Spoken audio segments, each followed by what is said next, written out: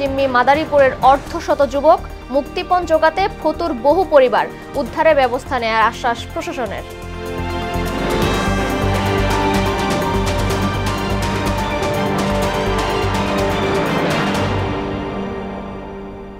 আসসালামু আলাইকুম, সবাইকে মোহনা সংবাদে স্বাগত। শুনছিলেন শিরোনাম, সঙ্গে আছি মার্জিয়া তিশা। এবার বিস্তারিত। উজানের ঢল এবং দেশের অভ্যন্তরে ভারী বৃষ্টিপাতের কারণে সৃষ্ট বন্যায় বিপর্যস্ত 15টি জেলার জনজীবন। গাইবান্ধায় ব্রহ্মপুত্র, যমুনা ও ঘাঘট নদীর পানি বেড়ে নিম্নাঞ্চল প্লাবিত হয়েছে। এতে পানিবন্দী হয়ে পড়েছে হাজারো মানুষ। সিরাজগঞ্জে যমুনার নদী পানি বিপদসীমার অতিক্রম করায় সদর, কাজীপুর, বেলকুচি ও শাহজাদপুরের কয়েক হাজার মানুষ গৃহবন্দী দিন কাটাচ্ছে। ব্রহ্মপুত্র নদের পানি বেড়ে শেরপুরে কয়েকটি স্থানে ভাঙন দেখা দিয়েছে। তিস্তা নদীর পানি বেড়ে লালমনিরহাটের চরাঞ্চলে পানিবন্দী হয়ে পড়েছে 20,000 পরিবার। দর্শক, সিরাজগঞ্জের বন্যা পরিস্থিতি জানাতে সরাসরি যুক্ত হচ্ছেন সহকর্মী সোহেল রানা। সোহেল, জেলার সার্বিক বন্যা পরিস্থিতি কতটা অবনতি হয়েছে?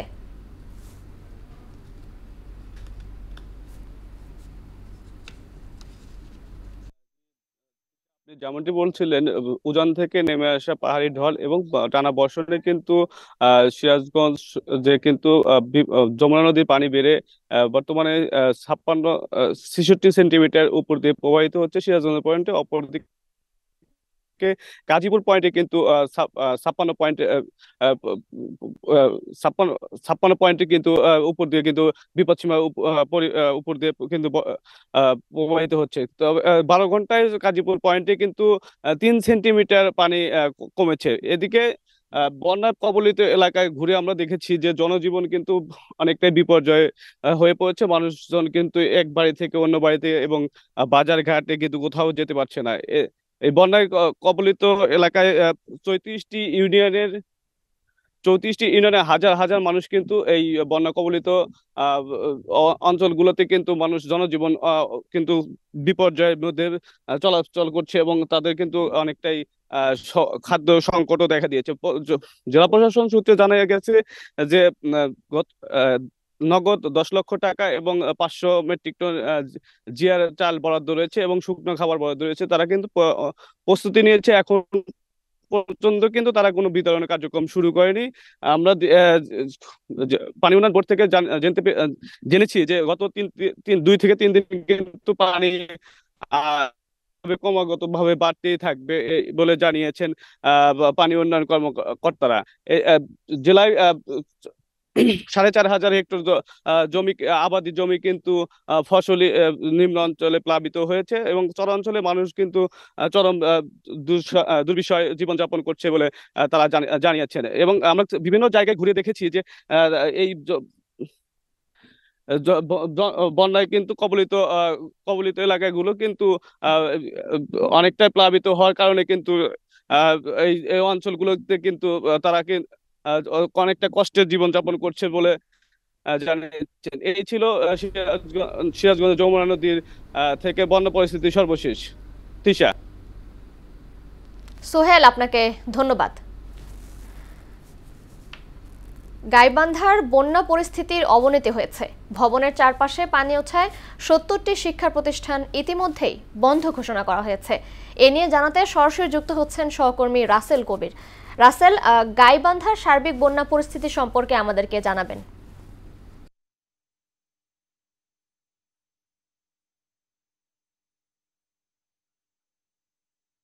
মার্জিয়া, আপনি যেমনটি আমাকে বলেছেন, আমি আপনার মাধ্যমে মোহনা টেলিভিশনের দর্শকদের যে তথ্যগুলো দিতে চাই। আসলে গাইবান্ধায় এই সৃষ্ট বন্যায় যে ক্ষতিগ্রস্ত এলাকার মধ্যে সবচেয়ে বেশি ক্ষতিগ্রস্ত কিন্তু চর অঞ্চলগুলো। কারণ গাইবান্ধা জেলায় 165টি চর আছে কম বেশি।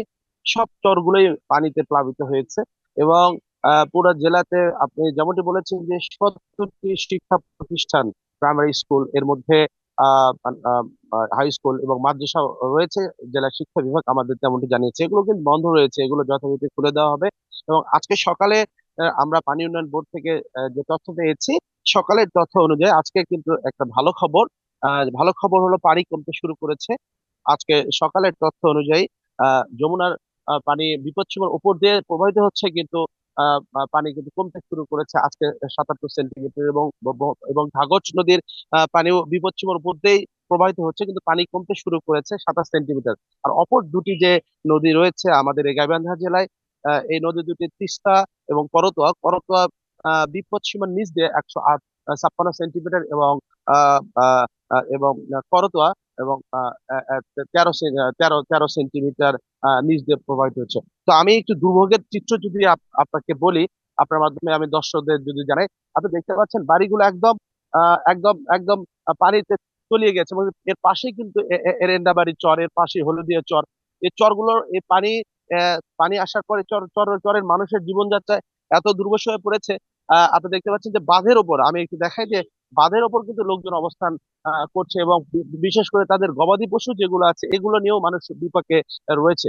এবং সার্বিক বিষয়ে যদি আমি জানাই, আসলে আমি জেলা প্রশাসক কাজী নাহিদ হোসেনের সাথে কথা বলেছি। উনি যেমনটি জানিয়েছে যে ওনারা আসলে আহ, দুর্গত মানুষের পাশে রয়েছে, এবং পাশাপাশি এই সাগাটা ফুলছড়ি আসনের সংসদ সদস্য যিনি আছেন উনিও আসলে ত্রাণ বিতরণ করছে বা দুস্থ মানুষের পাশে উনি কিন্তু রয়েছে, এমনটি আমরা জানতে পেরেছি। তো এই আসলে এইরকমই তথ্য ছিল।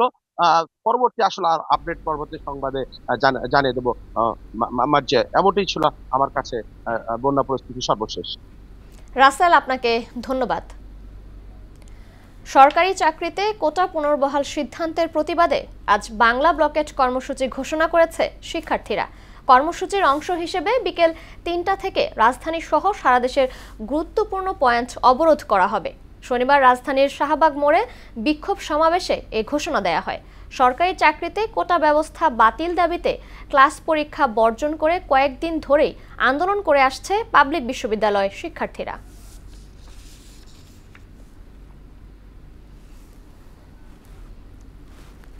স্বপ্ন ছোঁয়ার আশায় অবৈধ পথে ইতালি যাওয়ার সময় লিবিয়ায় দালালদের হাতে জিম্মি হয়ে পড়েছেন মাদারীপুরের আমগ্রাম ইউনিয়নের অর্ধশত যুবক। মোবাইলে অডিও বার্তা পাঠিয়ে দালালরা হাতিয়ে নিচ্ছে লাখ লাখ টাকা। ভিটেমাটি বিক্রি করে তাদের দাবি পূরণ করেও মিলছে না মুক্তি।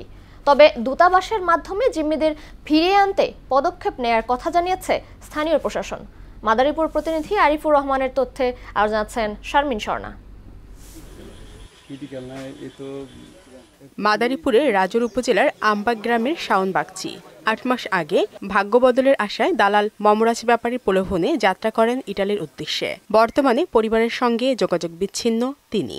বেঁচে আছেন নাকি মারা গেছেন তাও জানে না পরিবার। একই অবস্থা গ্রামের রবিন মল্লিকের। দালালের আশ্বাসে ৫ মাস আগে ইটালি যাত্রায় বাড়ি ছেড়ে এখনও তিনি নিখোঁজ। শুধু শাওন আর রবিন নয়, অবৈধ পথে ইতালি যাবার সময় লিবিয়ার মাফিয়াদের হাতে জিম্মি মাদারীপুরের আমগ্রাম এলাকার অর্ধশত যুবক। নির্যাতন করে দালালরা হাতিয়ে নিচ্ছে লাখ লাখ টাকা। লিবিয়া পর্যন্ত নিয়ে দালালে কি করছে বলতে পারিনি। 14 লাখের কন্ট্রাক্ট করে নিয়ে এর ভিতরে ধরা পড়া সবকিছু ছাড়াবো আমার ভিতর। এখন নিজেরাই গিয়ে গেমে নয় যেতে আটকাইয়ে রাখছে। আমার ছেলেরে আজকে ৮ মাস যাবত খোঁজ নাই।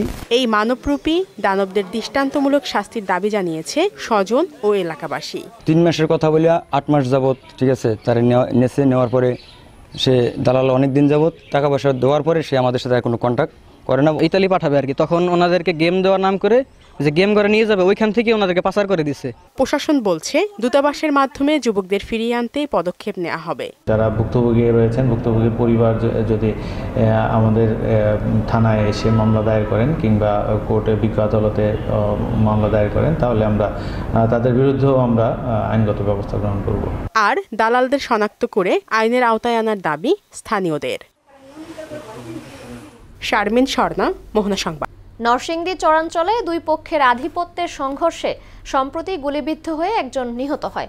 এ ঘটনার জেরে চলতে থাকে প্রতিপক্ষের বাড়িঘর ভাঙচুর ও ব্যবসা প্রতিষ্ঠান লুটপাট। আতঙ্কে বাড়ি ছাড়া হয় ২০টিরও বেশি পরিবার। পরিস্থিতি নিয়ন্ত্রণে অতিরিক্ত পুলিশ মোতায়েন করা হয়েছে। এ হত্যাকাণ্ডের বিচারও দাবি করেছে নিহতের স্বজনরা।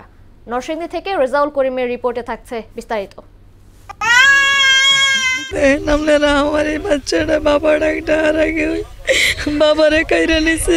আমার ছেলের হুদাবুদি তারা গুলি করে হত্যা করে মারছে। নরসিংদী সদর উপজেলা মেঘনা নদী বেষ্টিত চরাঞ্চল যেন সংঘর্ষ ও সংঘাতের উর্বর ভূমি। চরদিগলদি, করিমপুর, নজিপুর, আলোকবালি ও নীলক্ষা সহ বেশ কয়েকটি অঞ্চলের আধিপত্য বিস্তার নিয়ে যেন মারামারি সংঘর্ষ নিত্য নৈমিত্তিক ঘটনা। সর্বশেষ গত 11 জুন উপজেলা আলীপুরা গ্রামে ইসমাইল গ্রুপ ও শাহজাহান মনা গ্রুপের আধিপত্য বিস্তার নিয়ে নরসিংদী মডেল থানা কর্মরত উপপরিদর্শক জয় বণিক সহ গ্রামের কয়েকজন গুলিবিদ্ধ হয়। এছাড়া টেটাবিদ্ধ সহ আহত হয় আরো 3 জন। ঈদ জামাতাত বাইরে আইছে, গুলি খাইছি, টেডার গাই লাগছে।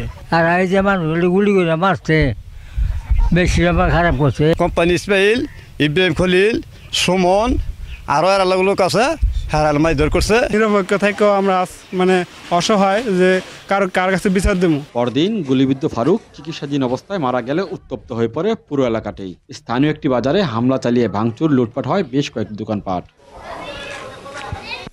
আর এর জেরে বাড়ি ছাড়া হয়েছে অন্তত 20টি পরিবার। যারা ছিল তারা বাড়ি ছেড়ে দিছে, বাড়ি ছাড়া পরে এরা যা আছে সব দলবল লইয়া হামলা দিয়া লুটপাট করে নিয়ে গেছে। আর আমরা ঘুমাইতে পারি না, যে হামলা মারে আমার একটা সামান্য একটা দোকানে এটা ভাঙচুর করে সব কিছু নিয়ে গেছে। তার এই মুহূর্তে এই দৌড়ায় নামায়া পিস্তল ছাইরা এই লুটগুলি করছে। এমন নজিরবিহীন ঘটনা না ঘটে, অস্ত্র জঞ্জনি যাতে নাতে আমি শুভেচ্ছার চাই। এদিকে নিহত ফারুকের হত্যাকারীদের বিচারের দাবি জানিয়েছে স্বজনরা। মানববন্ধন করে এলাকায় শান্তি প্রতিষ্ঠার দাবি জানিয়েছে স্থানীয়রা। আবু ভাইয়ের 2টা পা একদম নিচের থেকে জোড়া সহ ভেঙে দিয়েছে।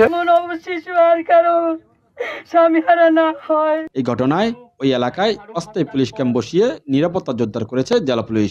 আমাদের বিভিন্ন টিম সর্বাত্মক কাজ করছে, আমি এটা তদারকি করছি। তো আমরা আশাবাদী বাকিরাও অতি অল্প সময়ের মধ্যেই আইনের আওতায় আসবে, আর আমরা আপনাদের সহায়তা চাই। এই জনপদে আর হানাহানি নয়, গড়ে উঠবে বসবাসযোগ্য শান্তিপূর্ণ পরিবেশ, এমনটাই প্রত্যাশা স্থানীয়দের।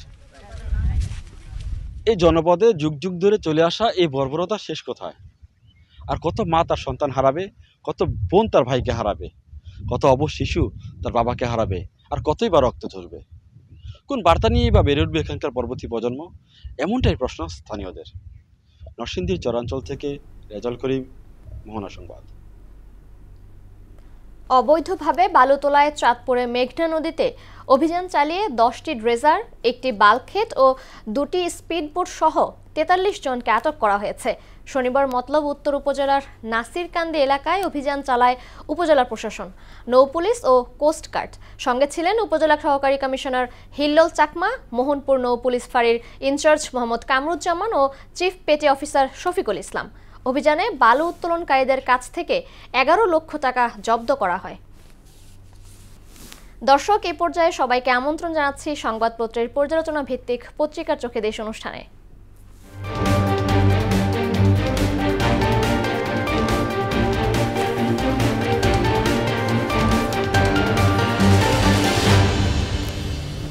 দর্শক, অনুষ্ঠানের আজকের অতিথি মোহনা টেলিভিশনের সিনিয়র রিপোর্টার নাসির উদ্দিন। নাসির, আপনাকে স্বাগত স্টুডিওতে। ধন্যবাদ আপনাকে। আমরা আলোচনায় আসবো, তবে তার আগে শিরোনামগুলো একটু দেখে নিব। আমার হাতে প্রথমে আছে প্রথম আলো। তারা শিরোনাম করেছে, ফয়সালের স্বজনদের ব্যাংক হিসেবে 50 কোটি টাকা, দুদকের অনুসন্ধান। আজ ক্যাম্পাসে ধর্মঘট, সড়কে বাংলা ব্লকেট। বেইজিং 700 নয় 500 কোটি ডলার ঋণ দিতে আগ্রহী, প্রধানমন্ত্রী শেখ হাসিনা আগামীকাল চীন যাচ্ছেন।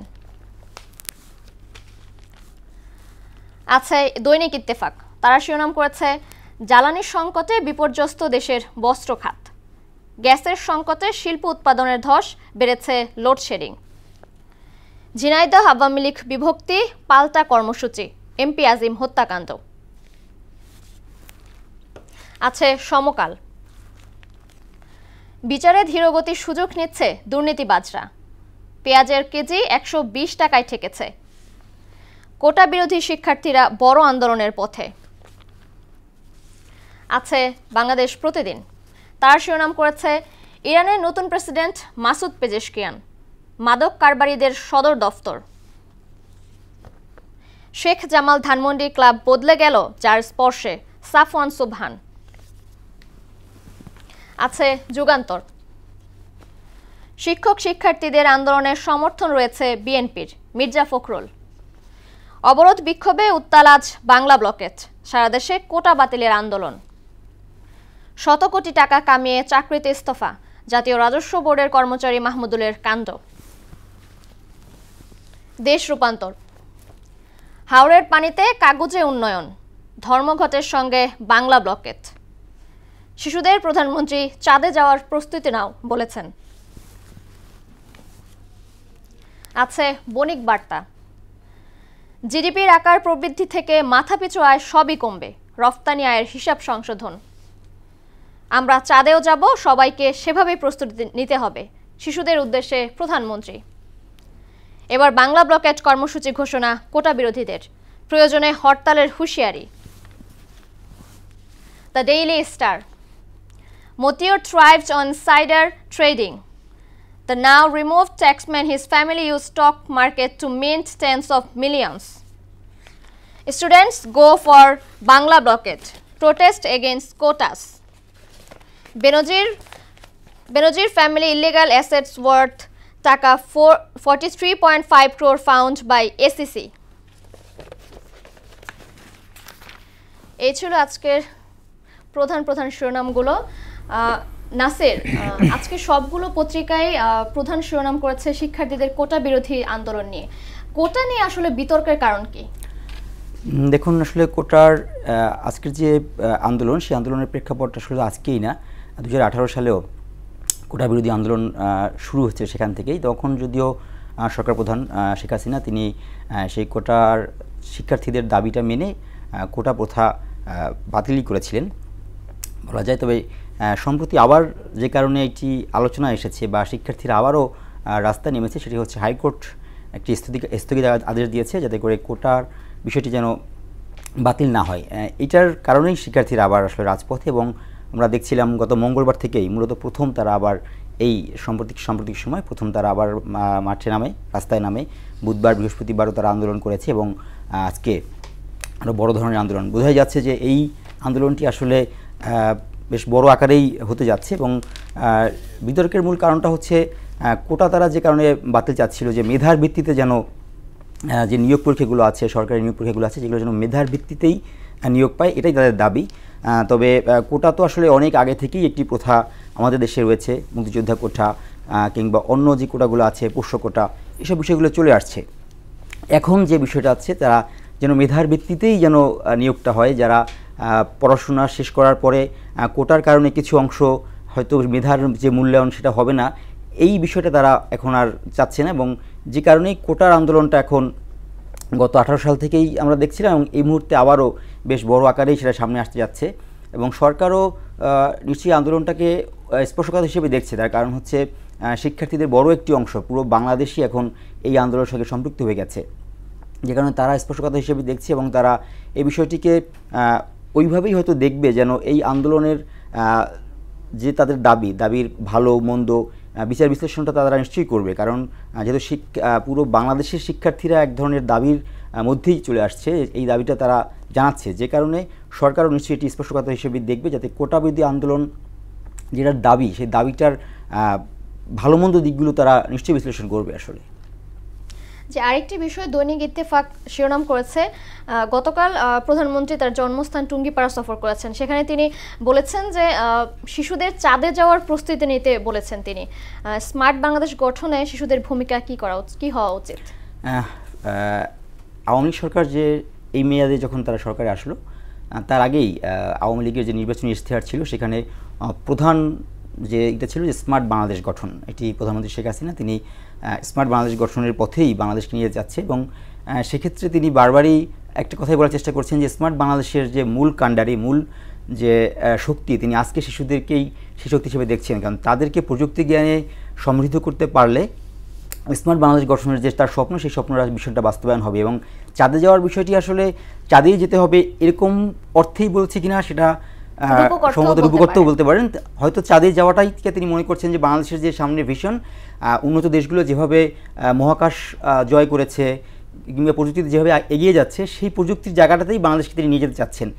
এই জন্য শিশুদের প্রস্তুতি নিতে বলেছেন, যে প্রস্তুতি নিলে চাঁদে যাওয়া থেকে শুরু করে মহাকাশ গবেষণা কিংবা উন্নত বাংলাদেশ গড়ার ভিশনে তিনি যেতে পারেন। এবং সেই দায়িত্ব অবশ্যই শিশুদের নিতে হবে, কারণ আমরা যে প্রজন্ম পার হয়ে এসেছি, সেই প্রজন্মের ক্ষেত্রে হয়তো প্রযুক্তি জ্ঞানটা অতটা সমৃদ্ধ ছিল না। এখন তিনি সেইভাবে দেশকে এগিয়েও নিচ্ছেন এবং সেইভাবে ইনফ্রাস্ট্রাকচার যে ডেভেলপমেন্ট করা দরকার, প্রযুক্তির যে সমন্বয় করা দরকার, সেটিও সরকার করছে। সেই কারণে শিশুদেরকে ওই প্রযুক্তি জ্ঞানে সমৃদ্ধ করার কথাই তিনি বলছেন এবং সেই সমৃদ্ধ করার ক্ষেত্রে শিশুরা যেন আজকে থেকে প্রস্তুতি নেয়, তিনি সেই বার্তাটাই দিয়ে রাখলেন শিশুদের জন্য। আসলে যে আরেকটি বিষয়, বেশ কয়েকটি পত্রিকায় দেখেছি লোডশেডিং এবং গ্যাস সংকটের বিষয়টি উঠে এসেছে, যে এই ব্যাপারে আপনি কিছু বলতেন? হ্যাঁ, আমরা গত কয়েকদিনের আলোচনা এটা, এবং আমরা ঈদের পরপর থেকেই, কোরবানি ঈদের পরপর থেকেই দেখছিলাম গ্রাম অঞ্চলগুলোতে, গ্রাম অঞ্চলে আসলে লোডশেডিংয়ের মাত্রা বেশ বেড়েছে। আর ঢাকাতে যে সংকটটা সেটা দেখা যাচ্ছে যে গ্যাস সংকট, জ্বালানি সংকটের বিষয়টা আসছে। সিএনজিতে আসলে গ্যাস মিলছে না, এলএনজি সরবরাহ কমছে। যদি সরকার আশা করছে যে জুলাইয়ের 3য় সপ্তাহে কিছুটা জ্বালানি সংকট কমে আসবে, তবে এবং সরকার এই মুহূর্তে ভাবছে যে 2027 সাল পর্যন্ত জ্বালানি সংকটটাকে তারা নিরসনের জন্য প্ল্যান করছে, পরিকল্পনা সাজাচ্ছে। তবে আমার এখানে হচ্ছে বর্তমান যে সংকটটা এখন চলছে, সেই সংকটটাকে, আশু সংকটটাকে এখন বেশি প্রাধান্য দেওয়া উচিত। কারণ 2027 সাল পর্যন্ত হয়তো আমরা চিন্তা করব, দীর্ঘমেয়াদী চিন্তাও করব, তবে বর্তমান সংকটটা বা মধ্যমেয়াদী সংকটটা, যে সংকটটা এখন সামনে চলছে, সেই সংকটটাকেই বেশি গুরুত্ব দেওয়া উচিত। তার কারণ যেভাবে লোডশেডিং বাড়ছে, সরকার বিদ্যুৎ উৎপাদনে তারা রেকর্ড করছে, ভালোভাবে বিদ্যুৎ উৎপাদন আছে, তবে সংকটে কিন্তু পুরোপুরি শেষ হচ্ছে না। নাসির, সময়ের স্বল্পতার জন্য আমাদের আজকে এখানেই শেষ করতে হচ্ছে। আপনাকে অসংখ্য ধন্যবাদ আমার সাথে যুক্ত হবার জন্য। শেষ করব মোহনা সংবাদ, যাবার আগে শিরোনামগুলো আরও একবার।